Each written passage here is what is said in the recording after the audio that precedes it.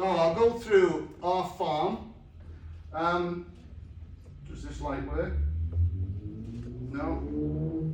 Yeah, there you go. So this is when we took over. We're at 90 Marchant Road. We're at the top by the water tower just past. We're on top of the hill. It was pretty barren when we took over.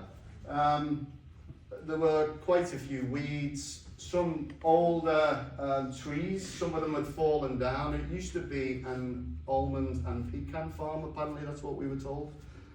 It's been broken up into sections of 3 acres, so we bought one of them.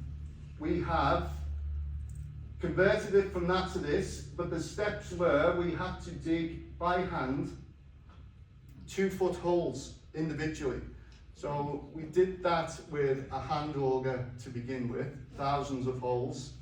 And I felt my back go one day, and I said to the missus, this can't continue, we've still got 2 fields to do. So we bought a little mini digger, which is now my prized possession.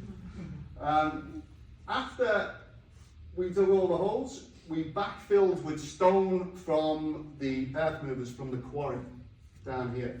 A combination of 25mm limestone because it likes a really high pH environment, lavender. It can pretty much grow on a bald head and it's hard to kill, which is good for me. But if you give it the best environment that you can grow it, like we backfilled with compost, grit and the 25mm stone. We made a huge 50-ton mound and then we put it in wheelbarrows and we backfilled every one of them. Then we put in the water lines and all of that was after we did the testing on the soil. So I did some pH testing initially, so we knew we needed the lime because it was fairly neutral, the ground, which lavender will grow in, but it won't thrive as fully as what you'd expect for a farm. The salinity was low, which was good. It was quite silty, the ground, so I thought maybe at some point it had a river or some kind of water on there, but it wasn't indicated, so if it did, it may have been fresh water. And at that point, we just felt comfortable and ready. We did that more or less when we moved into the property, because we were looking for a year for a place in South Australia. Now, because Ping still works at the university, she wanted to be at least an hour away. So I drew a circle around and then picked a few places, and we got to Strath and we just fell in love with the place instantly. Now after 1 year, you can see my father walking through the field. Him and my mother come over every English winter to try and avoid the freezing conditions. And he's the 7th son of the 7th son, and he's also one of 19. So yeah, the Irish were pretty good at breeding in competition with the Russians at the time.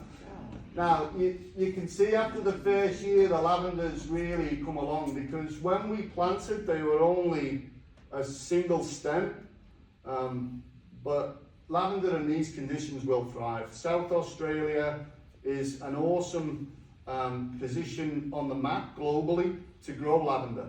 So it's 35 degrees south of the equator, which almost mirror mimics the Mediterranean, which is 35 degrees north of the equator.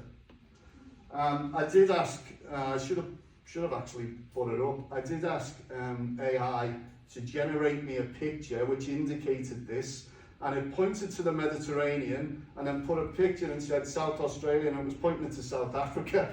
So if we're all worried about AI taking over, I think at the moment we're all safe.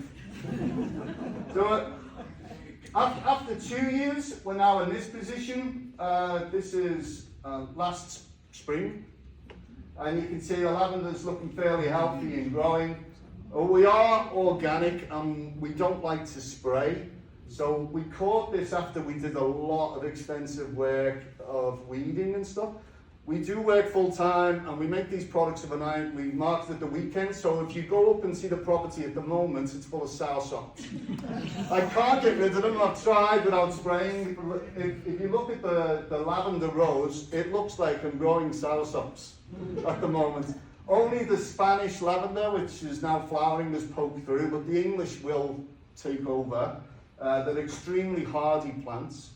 To that point, some of the trials and tribulations that we've had, so we planted initially 1,000 English, some Spanish, and a few of the Alba and whatnot. And we had a few of the plants fall over in the first year because I was going to ignore all the text that said don't overwater, and I was worried they weren't going to get enough water in South Australia, so I turned the drippers on every day. And unfortunately I drowned them, and they don't like to be constantly wet. Lavender enjoy being thoroughly soaking wet for a short period and then drying out. So they need lots, which is why they gravel, the sand, and only a small amount of compost.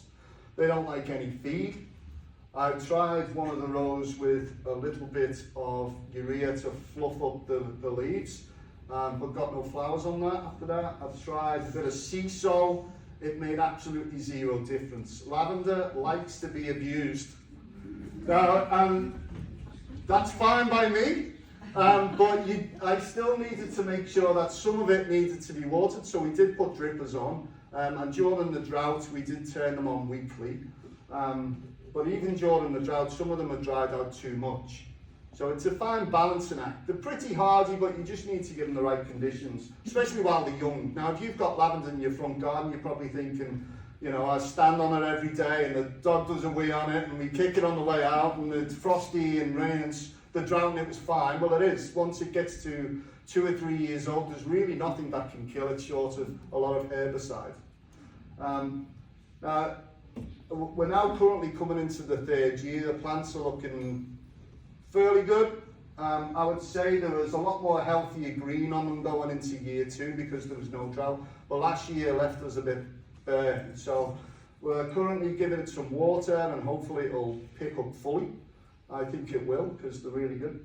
And we'll see what the production is this year. So every year we put the flowers when they're about 3/4 open because that gives you the best opportunity to get oil. So we cut and distill the lavender on our property ourselves. We get the essential oil, which there's a few bottles left, and then we make the products from it.